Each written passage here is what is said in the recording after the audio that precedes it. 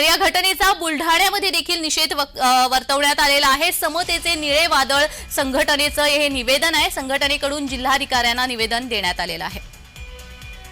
समतेचं निळं वादळ या संघटनेने हे निवेदन जिल्हाधिकाऱ्यांना दिलेलं आहे।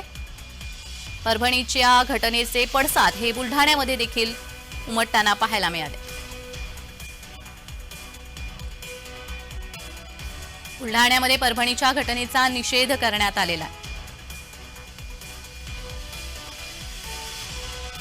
परवा परभणी येथे परमपूजनीय डॉक्टर बाबासाहेब आंबेडकरांच्या पुतळ्यासमोर असलेल्या भारतीय संविधानाच्या उद्देशिकेचा एका गुन्हेगार माणसाने अपमान केला, अप्रतिष्ठा केली, नासधूस केली।